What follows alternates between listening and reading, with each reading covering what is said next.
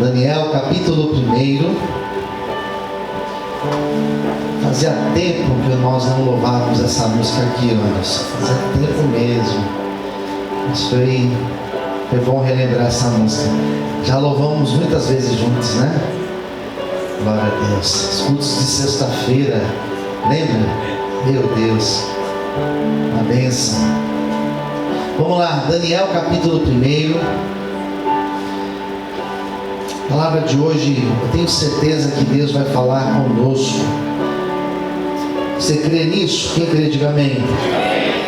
Eu tenho tido a experiência, queridos, de pedir para que os pastores, em algumas semanas, que eles orem, que eles busquem de Deus uma direção, para que eles façam uma campanha aqui na igreja.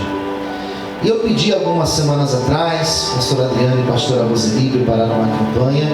Semana passada eu pedi para que o pastor Cleiton, a pastora Nádia preparassem um tema, preparassem uma campanha. E a pastora, quando ela me passou o tema, eu até anotei para não esquecer. O tema foi o seguinte, da campanha da semana passada: Deus entre os deuses que se manifesta ao seu povo. Deus entre os deuses que se manifesta ao seu povo.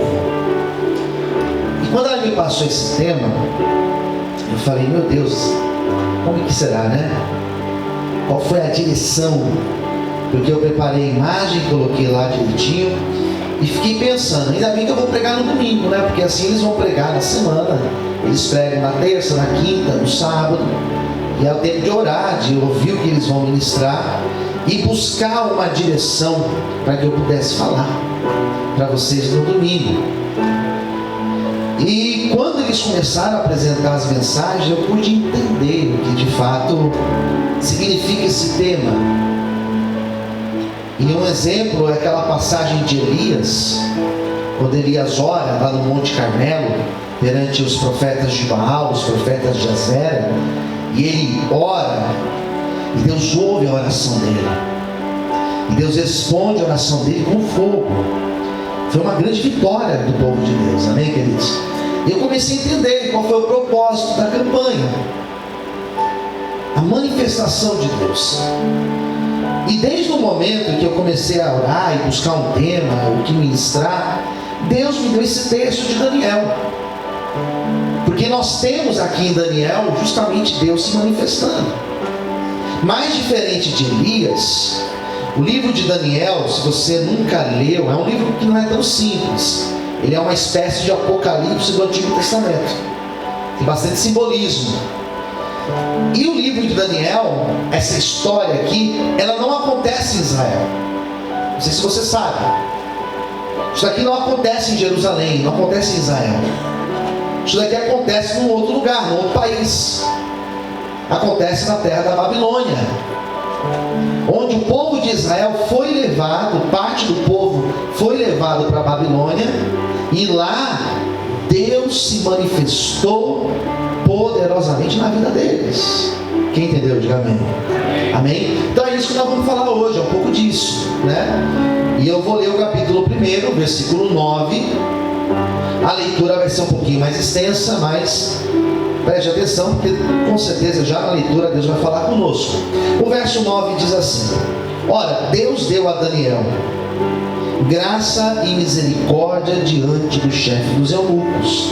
Verso 10: E disse o chefe dos eunucos a Daniel: Eu tenho medo do meu senhor, o rei, que determinou a vossa comida e a vossa bebida, porque veria ele os vossos rostos mais tristes do que dos jovens que são vossos iguais? Assim arriscarei a minha cabeça para com o rei. 11. Então disse Daniel ao despenseiro, a quem o chefe dos eunucos havia constituído sobre Daniel, Ananias, Misael e Azarias. 12. Experimenta, peço-te que aos teus servos 10 dias, somente 10 dias, fazendo que nos dê legumes a comer e água para beber. Então se veja diante de ti a nossa aparência, a aparência dos jovens que comem a porção do manjar do rei. Conforme vires, te haja com os teus servos. E ele conveio nisso e os experimentou 10 dias. E ao fim dos 10 dias, pareceram os seus semblantes melhores. Estavam mais gordos do que todos os jovens que comiam a porção do manjar do rei. Desta sorte, o despenseiro tirou a porção do manjar deles e o vinho que deviam beber, e lhe davam legumes. 17. Ora, a estes 4 jovens Deus deu conhecimento, inteligência em todas as letras e sabedoria. Mas a Daniel deu entendimento em toda a visão e sonhos. E ao fim dos dias em que o rei tinha dito que os trouxessem, o chefe dos eunucos os trouxe diante de Nabucodonosor. E o rei falou com eles, e entre todos eles não foram achados outros tais como Daniel, Ananias, Misael e Azarias. Por isso permaneceram diante do rei. Só até aqui já está bom. Todos digam amém? Vamos orar. Feche os teus olhos. Senhor, venha falar conosco. A palavra foi lida. Precisamos ser direcionados pelo Teu Espírito Santo. Nos abençoe poderosamente nesta noite. Graças te damos em nome de Jesus. Amém. Vamos aplaudir Jesus nessa noite. Glórias a Deus. Glórias a Deus. Bom, eu já fiz uma introdução, mas é interessante nós ressaltarmos outras coisas aqui. Quando essa passagem aconteceu, queridos, como já disse, não aconteceu em Israel. Eu acho que com a leitura agora ficou mais fácil a gente ver que isso acontece na Babilônia. Nessa ocasião, Israel era um país dividido em 2 partes. A primeira parte era chamada Reino do Norte, ou Israel apenas. A capital era Samaria. E esse Reino do Norte já tinha sido destruído, já tinha sido acabado, arruinado pelos assírios. Os assírios, quando invadiram aquela região do norte de Israel, acabaram com tudo. Então muitos migraram para outros cantos e muitos desceram para o sul. E esses que desceram para o sul, habitaram na parte sul do país. Aquela região se chamava Judá, e a capital de Judá era Jerusalém. E quando o exército da Babilônia foi para invadir Judá, eles não foram invadindo e destruindo tudo sem critério. Diz a Bíblia que no primeiro momento eles invadiram 2 vezes. E a primeira invasão que eles fizeram, eles foram e eles destruíram parte de Judá. E eles levaram consigo para a Babilônia uma parte da população, mas não era uma parte qualquer. Eram os nobres de Judá, aqueles que eram do governo de Judá, ligados ao rei, os príncipes de Judá, a família deles. Eles foram e eles trouxeram, ou melhor, levaram para a Babilônia aqueles que estavam ligados ao santuário, ao templo. A elite sacerdotal era a nata da população. Eles foram e buscaram a classe A. O que é classe A? Aqueles que eram os mais ricos. Depois eles foram buscar a classe B, que não eram os mais ricos, mas eram aqueles que estavam bem também. Então essa primeira leva não eram pessoas comuns, eram pessoas ricas, eram os nobres, eram os poderosos. E entre esses estava Daniel. Daniel e os seus 3 amigos, que são bastante citados no livro de Daniel. Eles foram levados para a Babilônia. Então eles não eram jovens comuns, não eram jovens que trabalhavam, não precisavam de trabalhar, não tinham calos nas mãos. não estavam acostumados a ter que trabalhar para comprar um tênis. Não, só estudava. Tinha uma vida tranquila. Quem entendeu, diga amém. Tranquila. Comia do bom e do melhor. Tinha a sua casa lá, seu quarto separadinho, tudo organizado, os seus luxos. E quando esses jovens foram levados para a Babilônia, tenta imaginar, e o exemplo que eu dei hoje cedo, eu acho que ajudou a pensar muito bem.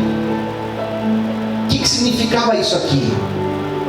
Tenta imaginar, por exemplo, um país que nem a Ucrânia, que de um dia para a noite, a vida dos ucranianos literalmente, do dia para a noite, virou de perna para o alto.